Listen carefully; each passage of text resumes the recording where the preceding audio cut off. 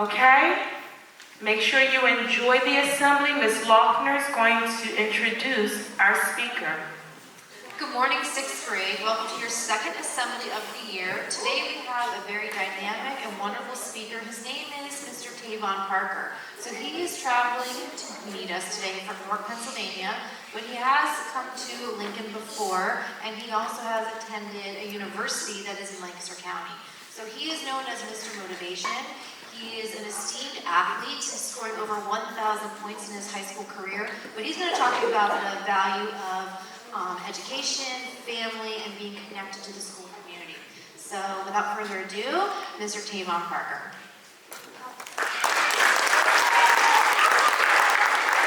Good morning.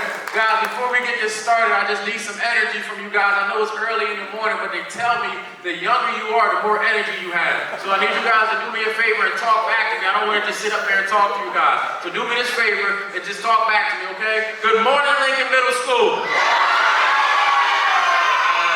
I don't know. I see half of you guys' mouths didn't even move. It's hard to talk if your mouth didn't move. Let's try again. Good morning, Lincoln Middle School. This time, bring it from the bottom of your stomach like you really mean it. Like today is a great day and you're happy to be alive. Come on, give me some energy. 1, 2, 3. All right, I'm ready. Let's do this. All right, so this is what I need you guys to do just real quick for me. I know some of us are younger, but do me a favor and let's put our mature hats on, which means when we're respectful, I feel like it's disrespectful to talk when somebody else is talking. So what I do is if you guys have something to say while I'm speaking, I'll come bring you the mic so you can let everybody know because it's disrespectful to talk when somebody else is talking. If somebody's talking, you pay attention. Right, so I'm only going to be up there for a short period of time, so I'm just asking for your attention for a short period of time. But the truth is, the things that you guys were just saying, they're called affirmations, and one thing that I've come to learn is, if you don't tell yourself positive stuff, you start believing the negative stuff. Right, by a show of hands, who in here is on social media? Do you got any of you guys TikTokers, Snapchat, Instagram? So what I've learned is, what I've learned is, I'm on some of that stuff too. I can't do Snapchat. Snapchat's just too much for me. But my wife and my daughter make me get on TikTok, and I see Instagram, and there's one thing I've noticed is there's always so much negativity. Right, there's always somebody talking about somebody. There's always something getting exposed. There's always something that I'm like, you know what? I don't know if I want to see that. Because in a world full of negativity, if you start believing in negative stuff, what happens is you'll start living a negative life. And one thing I try to do is I don't just come and just talk and make you guys feel good. I'm telling you guys from personal experience. Because as you can see, I was a 1,000-point scorer, and this is a side note, but I love you guys' gym, and if anybody wants to play basketball, we can talk to Mr. Schlinkman and make it happen. But what I've come to learn is, as a 1,000-point scorer in high school, as an adult, it doesn't really do anything for me. Right, but what happened was I had a goal when I was a kid, and my goal was to get a scholarship to play basketball, because when I was 6 years old, my parents got divorced, and my mom told me, the only way you're going to be able to go to college is if you and your brother get a scholarship. So very quickly, our goal was to get a scholarship, and me and my brother, we did it, right? We're the only brothers that are 1,000-point scorers, so if you go into my gym at York High and you look up, you'll see my name. But like I said, it doesn't mean anything to me as an adult, but I learned a lot as a kid that still applies to that. One of the things is hard work, right? Because I've learned you can have anything in this world if you're willing to work hard for it. That means in school, out of school, in sports, out of sports, regardless of what it is, if you're willing to work hard, you can have anything in this world. So do me a favor. I told you guys would have to talk to me a little bit, but just say it out your own mouth. Say, I'm willing to work hard. Okay, now I told you guys, your lips don't move, that means you ain't saying anything. Say it like you believe it. I'm willing to work hard. Now, if you're not willing to work hard, don't say it this third time because I don't want you guys to be a liar. But if you truly are willing to work hard and be successful in your life, I need you guys to say it like you really mean it for me. All right, can you guys do that? All right, come on, let's go. 1, 2, 3. I love it because watch this. This is what I've learned. I got a scholarship, and because I was willing to work hard in basketball, but I wasn't willing to work hard in school, I ended up losing my scholarship. And when I lost my college scholarship, I no longer played basketball. And what I've learned very quickly is sometimes you get an opportunity in life, and that opportunity may never come back. I had an opportunity to go to college, and I lost my scholarship, and I didn't know what to do. So I came back to my city, and guess what I did? I did what everybody was doing. I started selling drugs and using drugs. And there's one thing that happens when you do that. You end up going to jail. And that's exactly where I found myself. Think about that, guys. You have a goal, you achieve your goal of going to college, and in the blink of an eye, you're sitting in the back of a police car. And the vision is etched in my brain, because I'll never forget the day I was about to get arrested. I called my wife.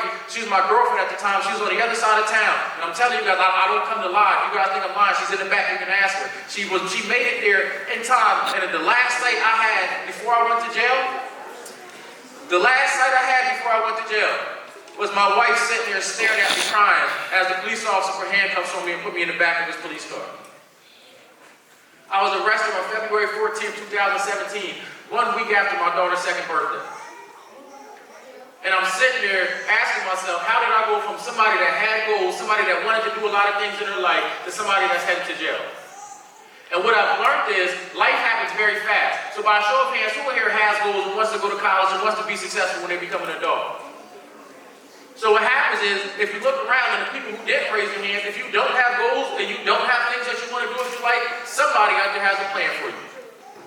And what I've learned is, you might not like somebody else's plan for your life. So I ended up spending 14 months in jail, and believe it or not, a lot of stuff happens in 14 months. Birthdays, Christmas, the Eagles won the Super Bowl. My favorite football team won the Super Bowl, and I was in jail and couldn't even watch it.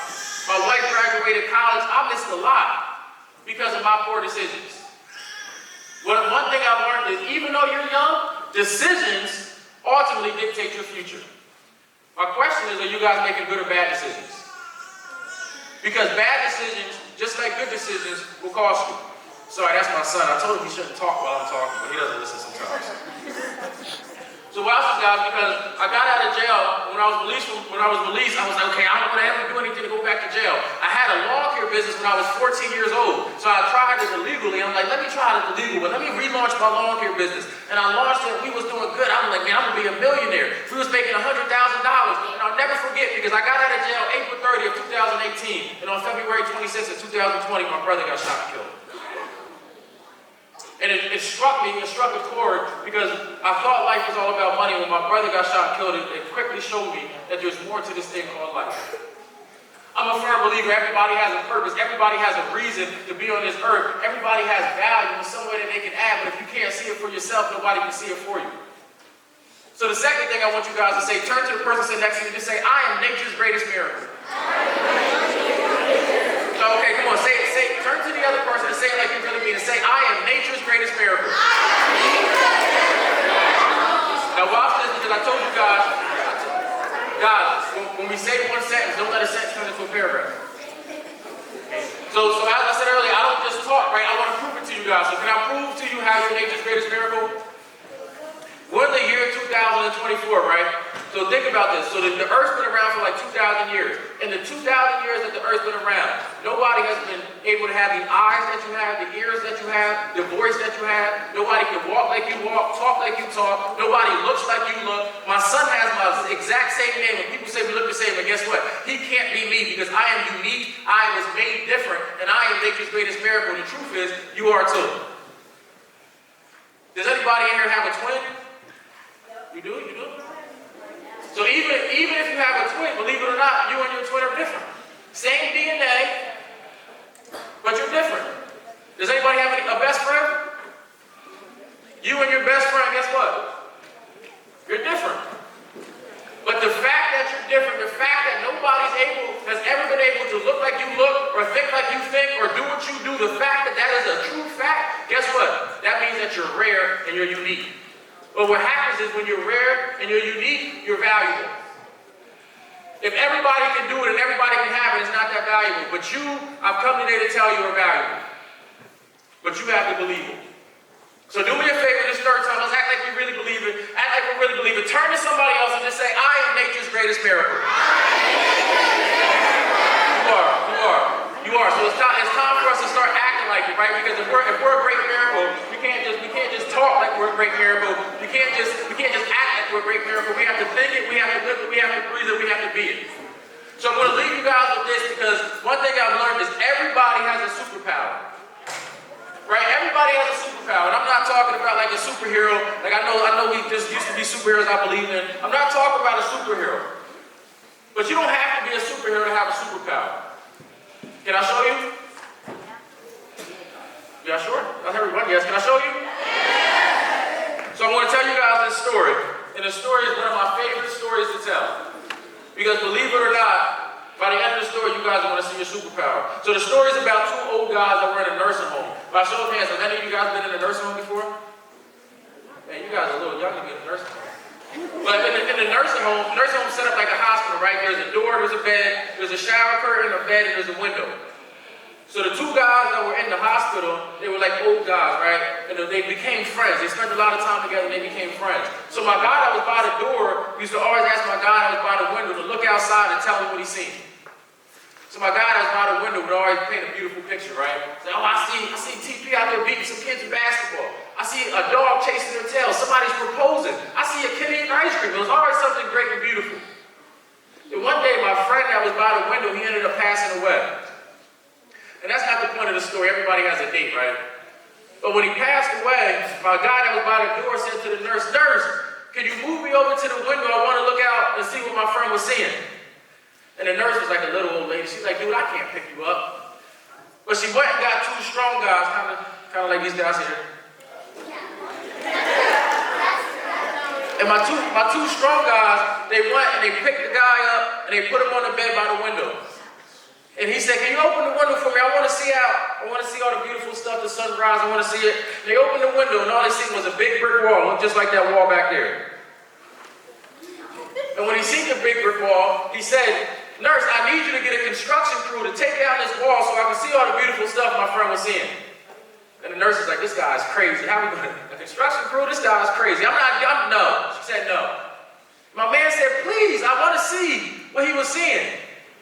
And the nurse looked at him and said, "You didn't know." My guy said, "What are you talking about? I didn't know what?" She's like, "You being for real? You capping." She said, "Like capping? Are you fool? You capping? You didn't know?" My man's like, "I didn't know what?" And she said, "Your friend that was by that window was born blind. He couldn't see anything out that window even if he tried. Everything he told you that he saw out that window was for you to make your day a little bit better." Guys, that does not matter how young you are. It does not matter where you come from. Everybody has a superpower, and that is the ability to make somebody else's day better. My only question for you is, how can you use your superpower to make somebody else's day better? Guys, my name is Tavon Parker. Thank you for your time.